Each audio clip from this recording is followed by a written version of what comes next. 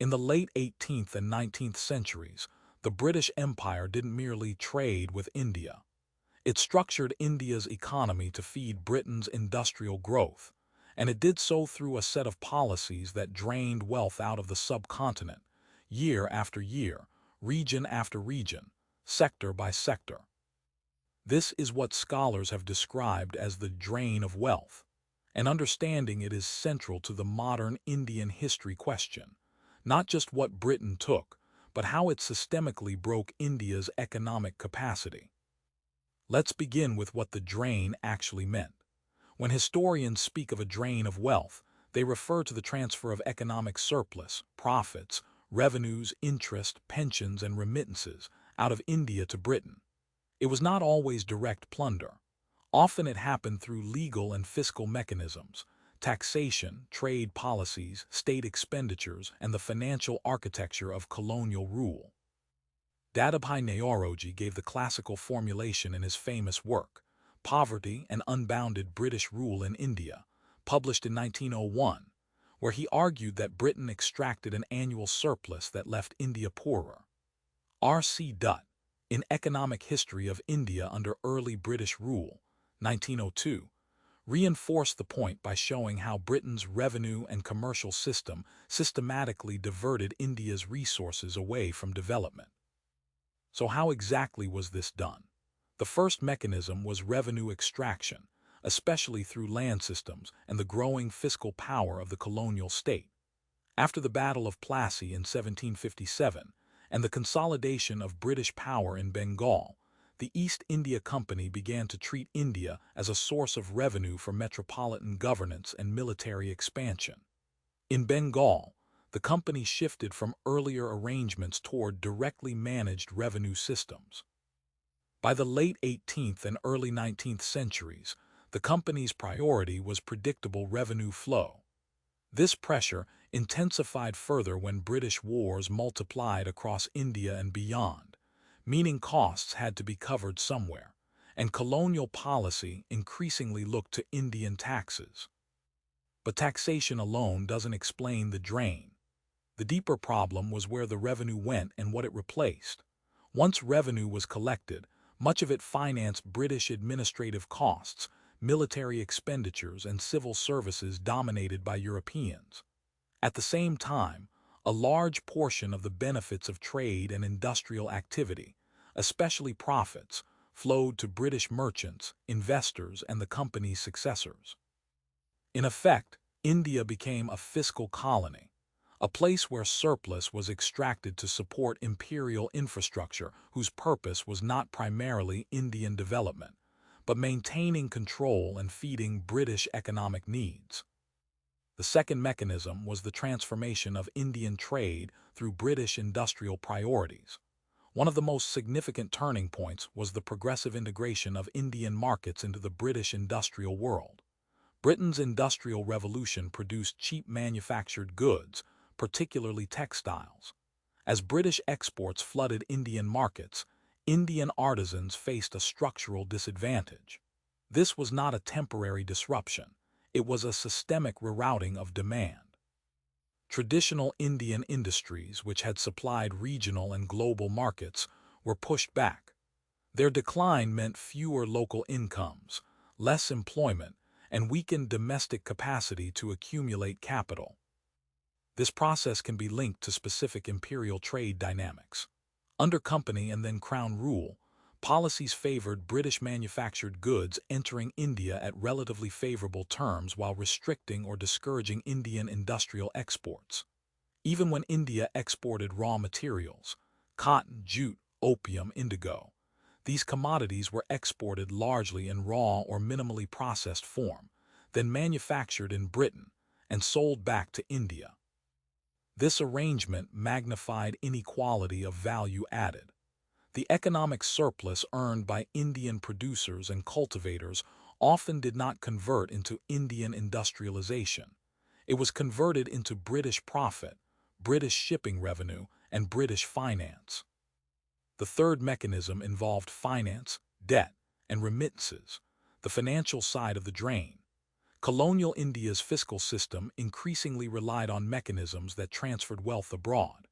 Payments for external interest, company and later crown obligations, and payments for British personnel were all part of the outward flow. Dadabhai Naoroji emphasized that the drain was visible in the repeated outward remittances that India could not afford if it aimed for industrial growth. Later scholars and economists traced how colonial monetary and banking structures also reduced India's ability to mobilize indigenous capital for domestic development. The fourth mechanism was the political economy of land and the creation of a revenue-driven agrarian system. Under many colonial administrations, land revenue demands became increasingly rigid. When markets fluctuated, peasants bore the risk. When harvests failed, the state demanded revenue anyway. This arrangement made famines more lethal and recurring. Consider the Bengal famine of 1770, but more relevant to our understanding of structural violence are later famines in colonial India. The Great Famine of 1876–78, affecting millions across large parts of India, and the Bengal famine of 1943, though that is later and outside the main 19th century drain story. Even in the earlier period, the crucial point for UPSC is that colonial policy often prioritized revenue collection and export interests rather than local relief. In effect, the system extracted surplus and then resisted using it to protect lives and sustain productivity. How does this connect to the drain of wealth?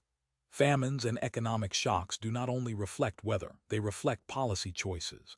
If revenue extraction continues despite crisis, and if export priorities remain fixed, then the colonial economy accelerates impoverishment. More impoverishment means a smaller tax base in the future, weaker consumption, reduced local investment, and a more fragile agrarian economy. Yet the drain persists. The surplus may shrink, but the outward flow adapts.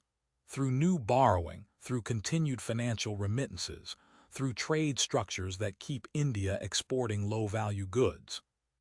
Now some might ask, did Britain not build railways and modern infrastructure? Railways were indeed built. But here, the analytical question is not whether infrastructure existed, it is who it served and how it shaped economic outcomes. Colonial railways were often designed to move raw materials from interior regions to ports for export and to support administrative control. They did connect regions, but they also reinforced the colonial economic logic, specialization in export-oriented raw materials, and the reorientation of transport investment toward extraction rather than balanced industrial development. The result was an economy that was integrated into the British world system in a way that disadvantaged Indian manufacturing. The drain, therefore, was not a single event. It was a cumulative process. Trade policies weakened Indian industry and pushed value creation to Britain. Revenue systems ensured that the colonial state captured surplus from Indian society. Finance and remittances transferred that surplus out. Administrative priorities and crisis management often maintained extraction even during hardship. Scholars like R.C. Dutt insisted that without industrial development, India remained stuck in a pattern of dependency, producing primary goods and importing manufactured goods at a disadvantage. Amartya Sen's work, though more focused on famine and capabilities, helps underline the moral and analytical core. When economic arrangements and institutions fail to protect entitlements, disasters become catastrophes. Sen's approach reminds us that poverty is not just lack of income. It is lack of capabilities shaped by political economy. Under colonial rule, the institutional configuration often made it harder for Indians to secure relief, public investment, and economic diversification.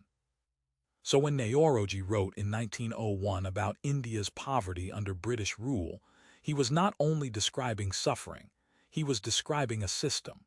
When R.C. Dutt documented economic deterioration under early British rule, he was exposing structural mechanisms, not one-off mismanagement. And when we discuss the drain of wealth today for UPSC, we must explain how. Through tax extraction, trade imbalance, outward remittances, industrial decline, and institutional choices that prioritized imperial interests. And here is the closing thought. The greatest tragedy of the drain of wealth is not merely that resources left India. It is that the system trained India to be perpetually dependent, to specialize in what Britain needed, and to pay for what Britain chose to build elsewhere. If an empire can drain surplus while blocking development, then the question is not only what was extracted, but what was prevented. That is the lesson we must carry into history and into our understanding of development itself.